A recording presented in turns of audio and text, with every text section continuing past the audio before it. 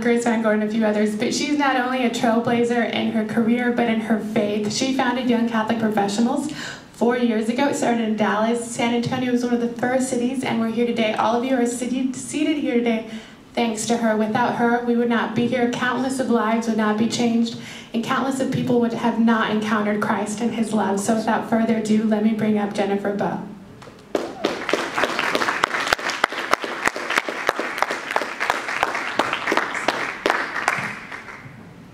Good evening. Thank you all so much for coming tonight. It is such a joy to be with you, and I want to thank Denise and Mario and the entire San Antonio team for all you do throughout the year and for inviting me to speak to you tonight. It really is an incredible honor. And I am in love with San Antonio, so I'm so thankful to be back here. There's a couple of reasons that I love this city. Number one is that we used to live here when we were little, and prior to living in San Antonio, we lived in the Northeast, and my dad was commuting to New York City, and we never got to see him. So when we moved to San Antonio, it was really the first time our family got to know each other and slow down a little bit, so I'll always thank San Antonio for that. And then secondly, do we have any Spurs fans here tonight? I love the Spurs. Best team ever. Got to meet the Admiral, David Robinson, back in the day. It was Avery Johnson who taught my brother how to do a layup. We met Sean Elliott, the whole 9 yards. So even in Dallas, I am a just die-hard Spurs fan. So it's awesome to be here. And then finally, I got married here at Our Lady of Grace. So does anyone go to Our Lady of Grace? Oh, yeah. Amazing parish. So I do love it here. And as Denise said, I am the founder and executive director of Young Catholic Professionals. And before this wild adventure, I worked for Merrill Lynch here in San Antonio in Corporate Restructuring and Global Wealth Management, and then for FTI Consulting and Bankruptcy Consulting. And I had basically an 8-month break in between grad school and starting at FTI, and it was during that time off that I had really a profound conversion experience in my faith, and that led to a whole new path for my life. I would have never imagined that I would be the executive director of a Catholic organization, but it's really been just an incredible blessing. And YCP is not just only my commitment now, we have a staff of 6 other people, and we're growing, so I'll look forward to telling you about that a little bit tonight. So the plan tonight is to talk a little bit about some of the trends in our faith, highlighting young people, and then talk a little bit about YCP's model to engage these young Catholics. And then I thought it might be interesting if I closed by sharing some of the lessons that I've learned doing this over the last 8 years. And I'm actually going to use St. Joseph as a model to share some of the lessons that I've learned. And then we'll do a little Q&A with Denise and with you all, so be thinking of your questions that you might like to ask me. So, as we all know, Young Catholic Professionals is reaching young people.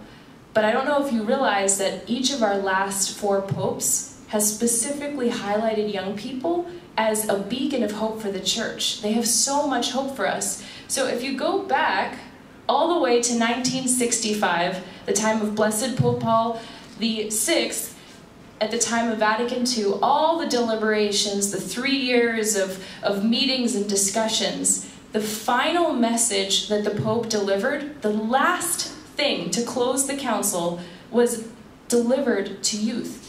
He said, it's you young people that are going to live in the world at the period of the most gigantic transformations ever realized, and the council is counting on you to build with enthusiasm a better world than we have today. And then St. John Paul II, any fans?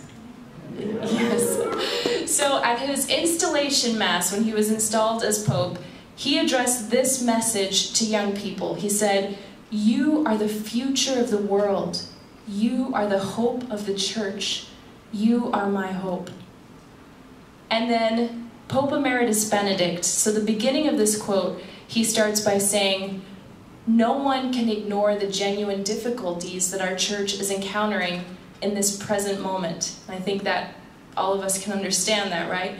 But he says, yet we can take heart from the promise offered by a new generation of Catholics whose experience and conviction will have a decisive role in renewing the church's presence and witness in society. So basically, the Pope says that it's up to us to change the tide. And this is actually the quote that inspired this ministry, Young Catholic Professionals. And then most recently, Pope Francis says, this was at a World Youth Day, he said, to young people, I ask you to be revolutionaries, to swim against the tide. And so he is asking us to live our faith in the public square, and that includes the workplace. So these are really inspiring words, but the reality of our present situation speaks to real room for improvement. So studies are showing that the median age of Catholics today is far older than it was several years ago, and Catholics are also older than people of other denominations and those who do not identify with any faith. Studies also show that the Catholic share of the population is declining rapidly, while those who do not identify with any faith are on the rapid rise.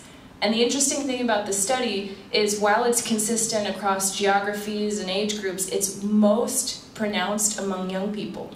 Young people are the reason for those trends. And then even more, young people are the least likely to attend Mass, with less than 17% attending Mass on a weekly basis. So why does this matter? Why is this important? I think all of us have friends, right, family members who are in that age group who are away from the faith. Well, your 20s and 30s are when you're making really important life decisions. You figure out your identity. You figure out who you're going to marry. You figure out who you're going to vote for, your sense of purpose in life. Yet so many people in our age group are making these decisions without the support of the church to give them direction. So since we all probably have someone in mind tonight, let's think about some of the challenges that young people are experiencing today. Well, we found that number one, it's a lack of Catholic identity. So many people who call themselves Catholic don't know what they believe, and they don't have the confidence to witness to their faith publicly. Number two, I think we all can relate to this, is a limited sense of community. So many people are struggling with loneliness.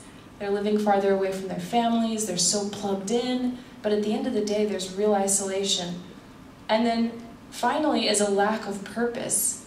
There's so many people who are just kind of floating like sheep without a shepherd, not really knowing that God has an incredible purpose for their life. And so the exciting news for all of us is that YCP exists to counter those challenges. Those look familiar to any of you? Those are our threefold purpose. So we exist, number one, to promote Catholic identity, number two, to create a sense of community, and then number three, to foster that call to action so that we take our faith, we take the support of the community that we have, and we change the world, we change the culture. And so here we are, Young Catholic Professionals. We actually were started 8 years ago now, and we're a 501c3 nonprofit that reaches young people in their 20s and 30s in every profession under the sun. We literally have every profession represented, from teachers to entrepreneurs. It's exciting to see.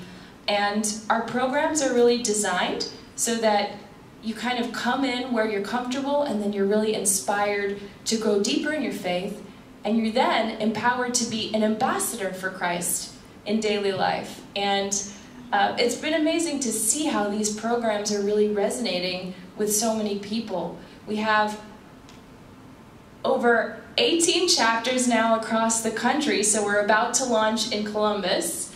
And we have endorsements from 26 bishops, and we have testimonials from just countless young people who talk about how YCP is really playing a transformational role in their life, and they're coming back to the faith. It's amazing to get the outpouring of emails and messages.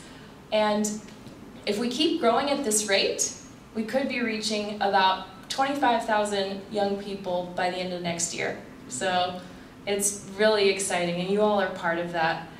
So now that you have a little bit of context on what I've been up to for the last 8 years, I thought I would share some lessons that I've learned. And St. Joseph is the patron of young Catholic professionals. His life is such a powerful witness of perseverance and trust in God's will. He was constant in his yes to God. And so I thought I would share, and not only that, I've learned from a lot of the executive speakers. If you can imagine 8 years worth, that's a lot of lessons. And I've been doing this as an entrepreneur. So, number one, perseverance. When we think of St. Joseph, we think of his faith. He was obedient to God's will, no matter the circumstance. When the angel reminded him or told him that Mary was to be the mother of God, with great faith and great trust, he took her as his wife. And then later, when the angel advised him to flee to Egypt, he persevered in faith as a foreigner.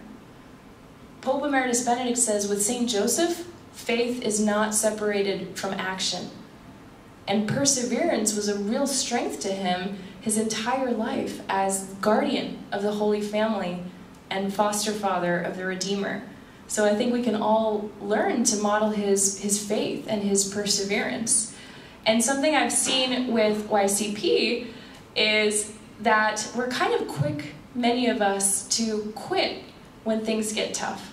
And so I think a huge lesson that I've learned is we've got to learn to adapt quickly, not to dwell on things that challenge us, not to dwell on our mistakes, but adapt and really just endure.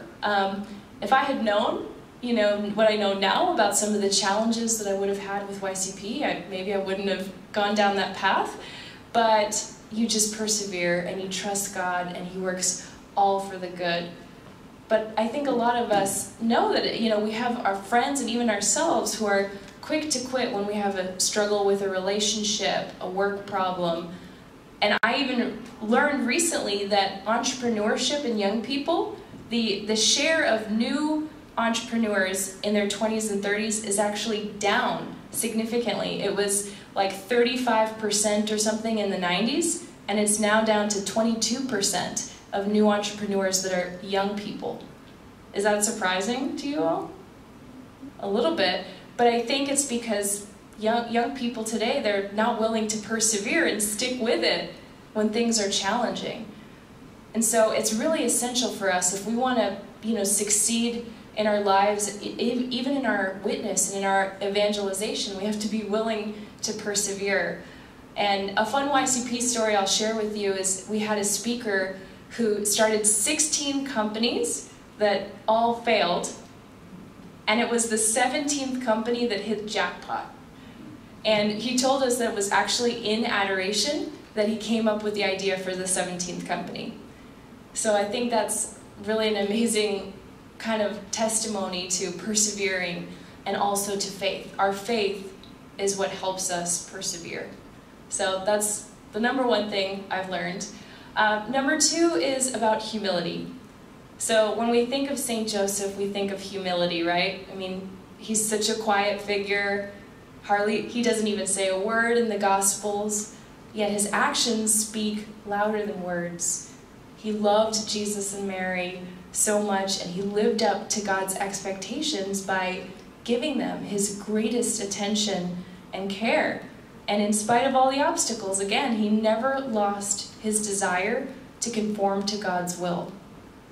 So his humility, he can teach us what it means to be humble. And I look back at, my journey, and really for such a long time I was so restless. I thought I could just figure everything out on my own.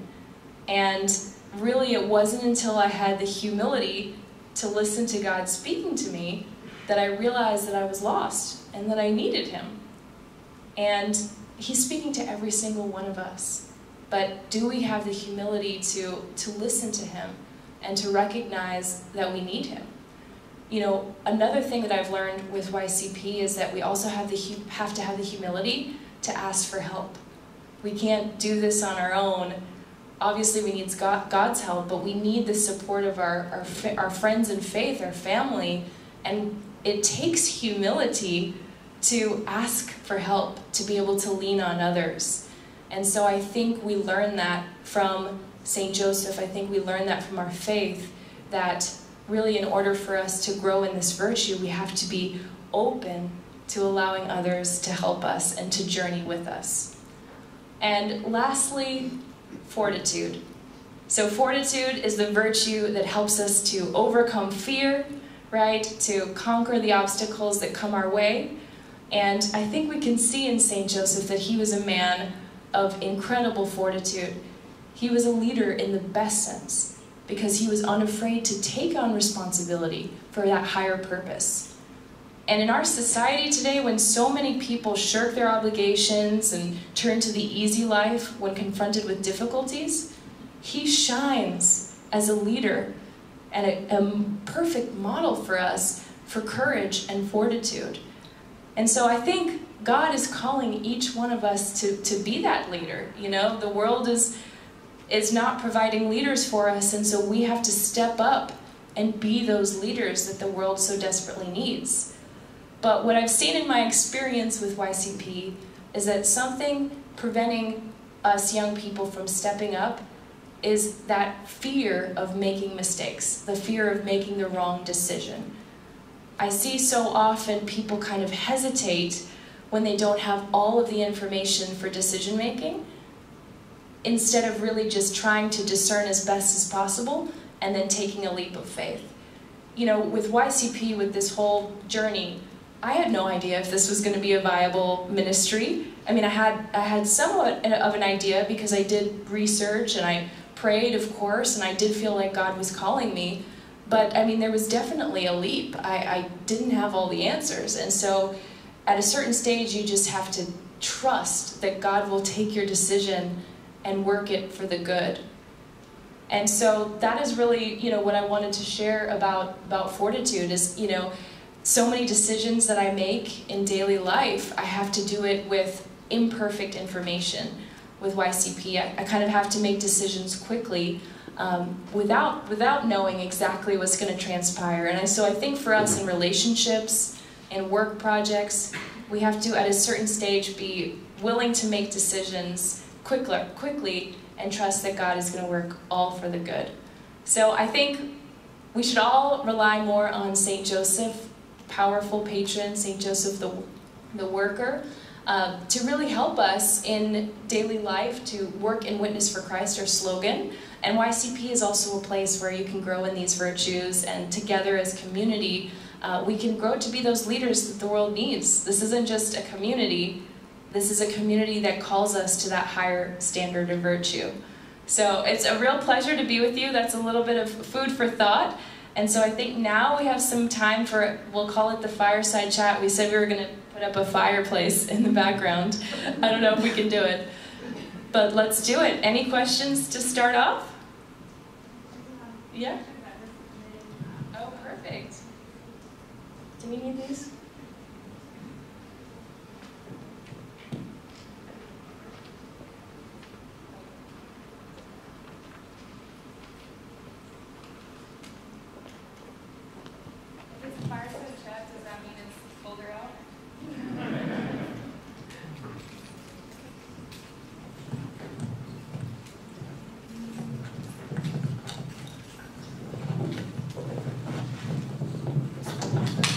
Questions that were submitted by some YCP members here in San Antonio. And you can guess who submitted this question. The first, I heard his laugh somewhere. The first one was, if you could speak to your younger self before you launched YCP, what would you say? Not what would you change, but what would you say to prepare yourself for what's ahead? Oh, wow. I think I would say trust in God. You know, this is the time of mercy. I don't know if y'all are, familiar with Faustina and Divine Mercy, and I just watched with my mom the DVD series, The Second Greatest Story Ever Told. But it's all about trust, and so I think I would have said to myself, trust, because there were certainly times where I was wondering if I was doing the right thing, and potentially dwelling over things that I should have just allowed to pass by, and also not taking so much of the burden of the ministry on my own shoulders, and instead just surrendering. So that's probably what I would have said. That's beautiful. Okay, let's see. If your 100-year-old self came from the future to tell you something right now, what would you hope to hear? My 100-year-old self? Yeah. Wow, that's a tough one, right? So you know the speakers are speakers when we meet with them before they get this question. Oh, they do?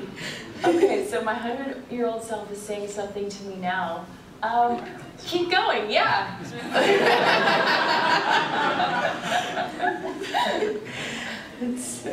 Okay. Okay, so who are the leaders that you look up to, those who've made an impact in your life, and how did they make an impact in your life? Well, St. Joseph, obviously, right? You know, I think my mom really, we have all of us here tonight also her to thank. So she's just an incredibly devout woman. She spends her mornings going to daily mass, then daily rosary, then holy hour, and that's just the beginning of her prayers. And I've learned so much about my faith from her. And so, I mean, she's definitely someone I look up to. She's had trials, you know, and her passion and perseverance for the faith is incredible. And I think something else I admire about her is that she has such appreciation for the beauty of our faith. You know, our faith is rich. Michael and I were talking about that earlier, that there's so much depth to our faith, and so many of us sort of live on this surface level and we don't really go deeper, but she almost can't stay surface level. She only goes deep. And so, you know, I just really admire that, and I admire her appreciation for beauty and her desire to pass it on. I mean, she is, you know, a true evangelist. You know, when she's on an airplane, she always tells me that, you know, the person next to her asked for her, you know, contact information to stay in touch because she was talking about the Blessed Mother. So I really just admire her conviction. And it's also been amazing, I talked about this a little bit just at the conference, but to watch my brother. So he is quote-unquote rock star, dreadlocks, tattoos, you know, living the wild music life, and about a year ago had a really powerful conversion experience to the point where he goes to daily mass, skateboards, he won't miss it even if he has like a concert on a Friday night. He'll go up Saturday morning, go straight to mass, and he has a devotion to the infant Jesus, prays like multiple Divine Mercy chaplets a day. And so to see this guy with dreads, like, you know, just living his faith so boldly and joyfully is really inspiring to me. So those two, and then of course the saints like St. John Paul II and Mother Teresa, and then St. Francis de Sales is the best. But I would also say Pope Emeritus Benedict, for sure. He was the Pope when I kind of was having my own conversion. And I think he doesn't get a lot of credit. He's like this unsung hero because much of what he's done for us is through his writings. He's not a charismatic individual, so many people didn't really get to know him. But if you take the time to really read his writings, they're so profound and they kind of cut to the heart of the truth. So I definitely have him to thank for this. So do you have a favorite devotion? The Rosary. The Rosary? Yeah. Have you always had that devotion to the Rosary, or when did it start? No, I haven't. So I mean, I had this kind of like awakening in my faith like 8 years ago, but even still, I didn't really have a huge devotion to our Blessed Mother. I mean, kind of at a distance. But getting married on a Marian feast day, Our Lady of Fatima, the 100th anniversary, was like definitely a chance for me to kind of go deeper. And ever since then, my husband and I have been praying the Rosary every day together. So, and we just had the YCP conference on Mary, and you know, I mean, she's just the best. I can't imagine life without her. And I also have grown so much closer to Christ through my relationship with her. That's amazing. So let's see, what else? Do you have any favorite books or podcasts? I'm not really a podcast girl, but I guess I need to like get on that. Well, you're on the podcast. Yeah. Definitely favorite books. I mean, Pope Emeritus Benedict again. St. Francis de Sales' Introduction to the Devout Life is amazing. That's what we had our conference on last year.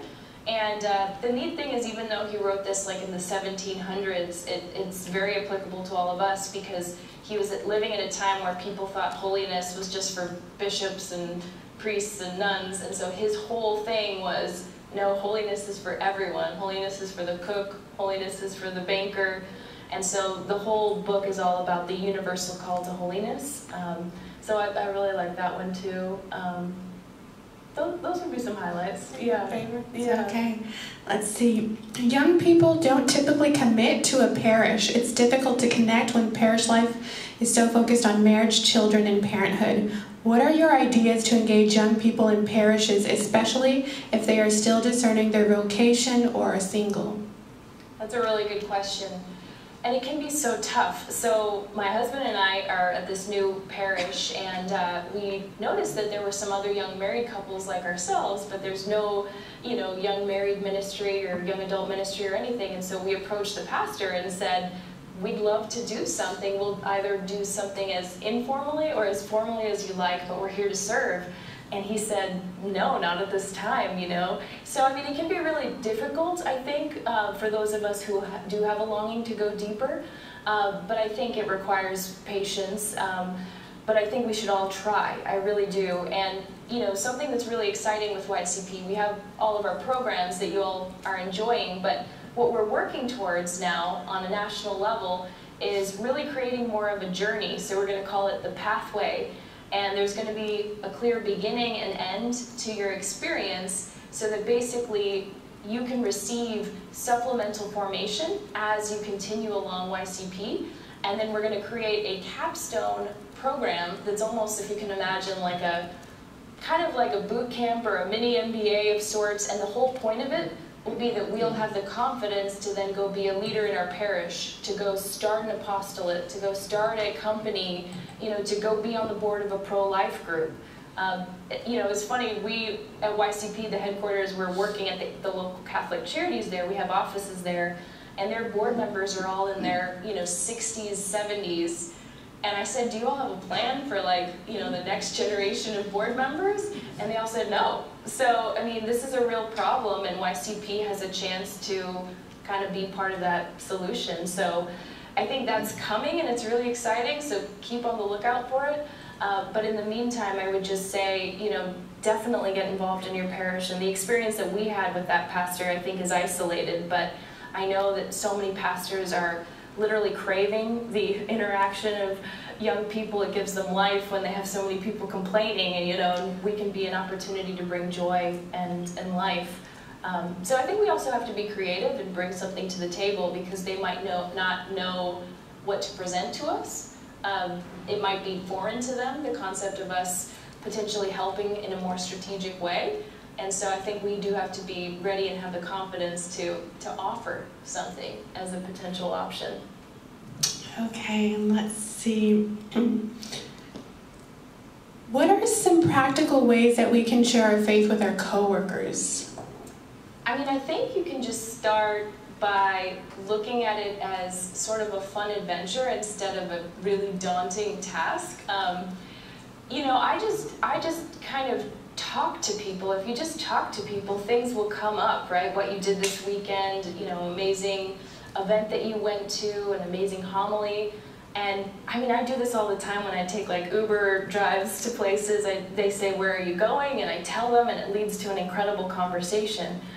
So I think we have to be open. I don't think that we should be overly kind of oppressive about it, but God provides windows and opportunities, and I don't think it's that there's a lack of opportunities presented to us. I think it's potentially that we're not seeing the world with the eyes of faith and not seeing the opportunities that He presents to us to evangelize and to witness. And I think we can just pray. I mean, a huge part of it also is being a witness in a way that we're somebody that they would want to emulate. So, I mean, if we're talking about our faith, but then we're gossiping and we're not faithful to our work assignments, if we're not seeking to do our best, if we're complaining and things like that, our witness is not going to be as authentic. But I would definitely say, yes, that whole expression, preach the gospel at all times and if necessary use words. I mean, words are sometimes necessary, so I think we should be open to that, but definitely mostly through action. Mostly through action, working a witness. Exactly. Now I want to give you guys the opportunity to ask some questions. Is there anybody that would? Sure. No problem. But yeah, I mean, definitely we have interest in Canada, Mexico, so we actually have a task force right now to explore YCP expanding into Latin America, because we want to figure out what are some of the challenges, what are some of the opportunities, will this translate? So if anybody here is interested in being part of that task force, we'd love that.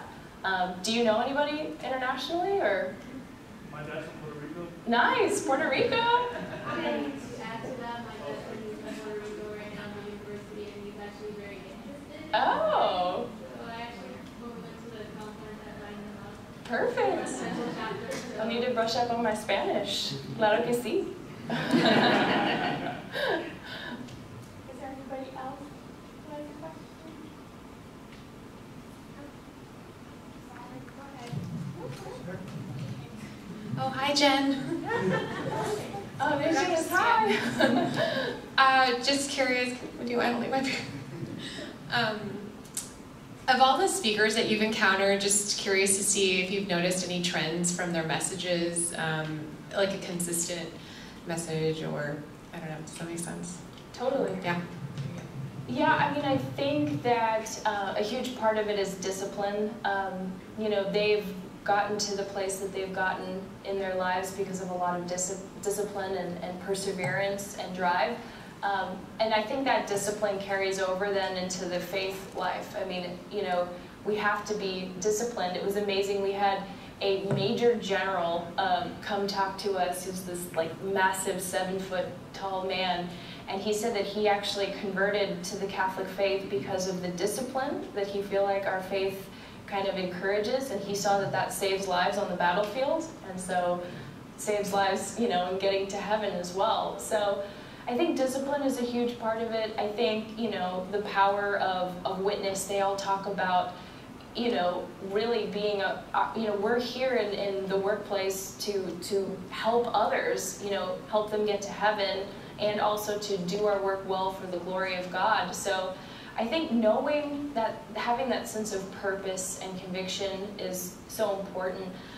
We had one of our first speakers ever talk about how one man who was working in the mailroom came up to him like 25 years later, because apparently every day at noon he would pray the rosary, and I guess he had his door in his office kind of slightly open, and so this guy in the mailroom saw him for the last 25 years being faithful to the rosary every single day, came in and said, you know, I've been watching you and seeing your faithfulness, and you didn't know this, but I converted and became Catholic because of you. So I think like people are noticing and are watching us, and you know, like I said earlier, I think the world is in need of leaders, and instead of us just waiting around for someone to take that first step, I think we really have to be those leaders in the world today, and that's what they all say. They all say, I wish I had this when I was your age. I wouldn't have made some of the decisions that I made. That's what they all say. So that's why we tell them, well, help us so we can grow. Is there anybody else? Hi, Jen. Hi. Beth. I can only claim to be an honorary young adult now. And so, but as a former young adult, this is amazing. And I've been doing campus ministry and youth ministry for a good 20 plus years.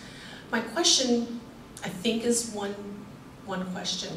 Have you been able to be at the table with the United States bishops? We just finished the Cinco Encuentro, the Synod of Youth and Young. Perfect. Yeah. That's part of my question. Can you share anything about your experience with that, with our group, and where do you see the United States going? Maybe it is a twofold question, and then just advice for everyone here getting involved at the diocesan level, archdiocesan, even regional and national level. Definitely. Yeah, it was an incredible event. I don't know if you all heard much about it, the Encuentro, but they had, how many bishops? 200? 200 bishops there. So every single table had at least one bishop at the table. It was incredible.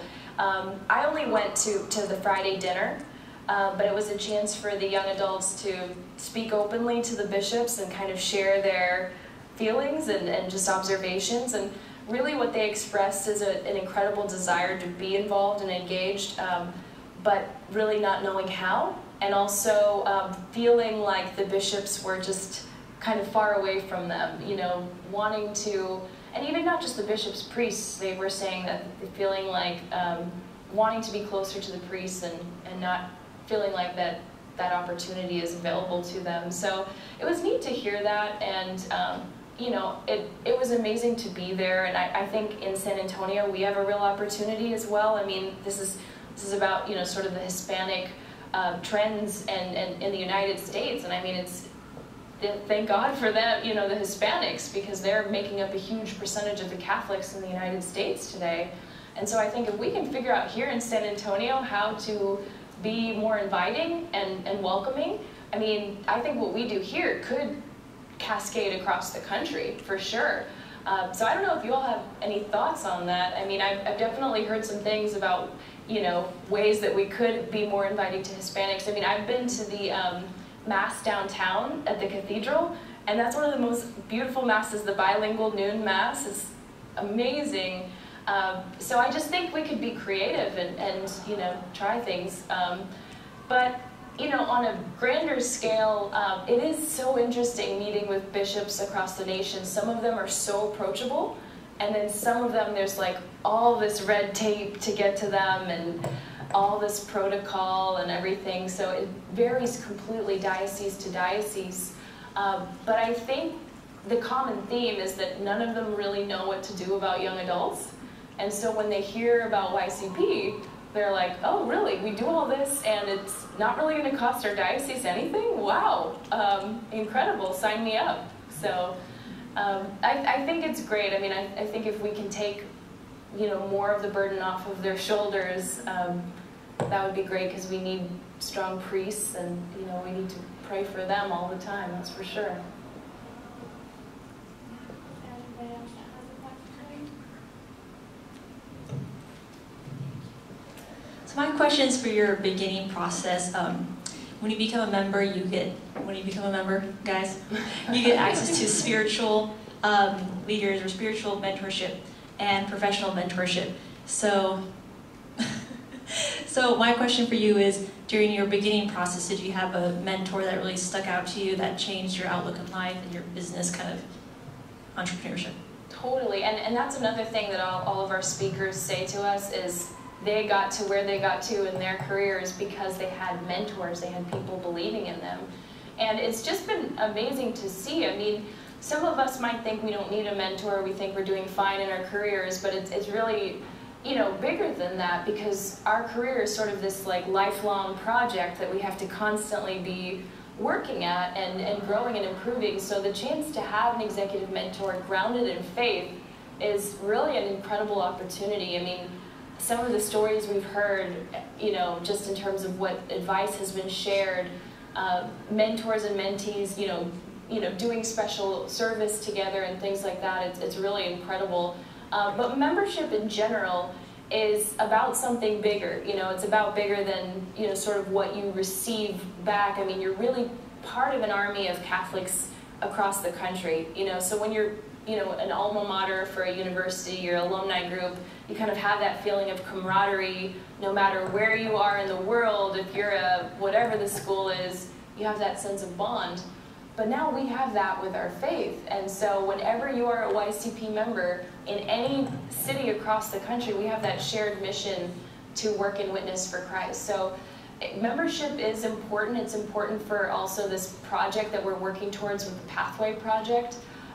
But bigger than all of that as well, like these benefits, if you were to seek them individually in the market, would be expensive. So it's a good deal. But more than that, it's about having holy friendships.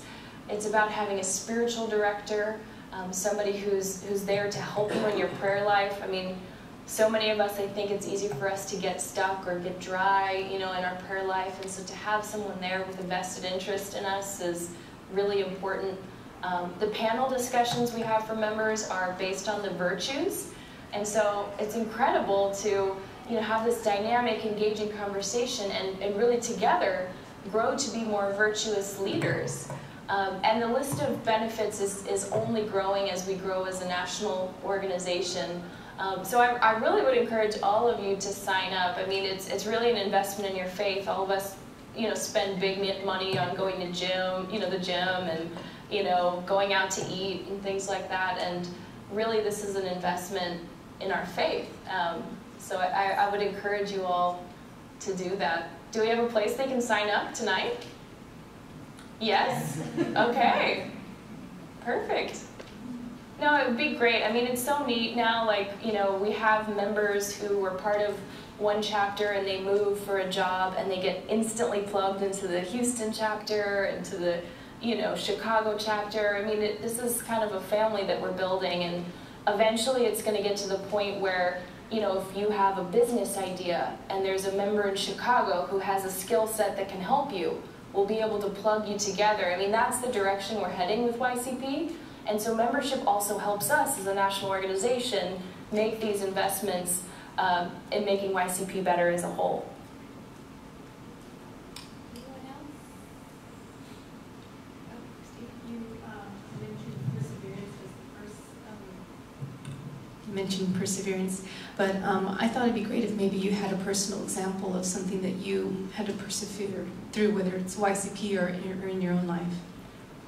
Well, one example is persevering until God sent me the person I was going to marry, because as we all know, being single is not easy. So I think just having that trust that He had someone wonderful for me or had a plan for me, I think was definitely required perseverance and endurance, but I'm so glad, just like you, right, that we waited for the right person. I mean, I think YCP is the best example. There were just so many times that we had to just endure. Like, I remember in the early stages, I was collecting donations from people before we even had our 501c3 status from the IRS, and I was waiting and waiting, and so there were just a lot of moments like that where you just kind of have to endure and trust. Getting YCP from the place it was just a local ministry in Dallas to then something that we could scale across the country, it took a lot of hard work, a lot of endurance, and it was really a leap of faith, I mean, we had an idea, but thank you to you all, San Antonio, for helping us, get to that place. But yeah, I mean, I think YCP has been a real test and perseverance, but it's been the greatest joy and blessing of my life. So it's worth it. It's definitely worth sticking it out for the things that are important.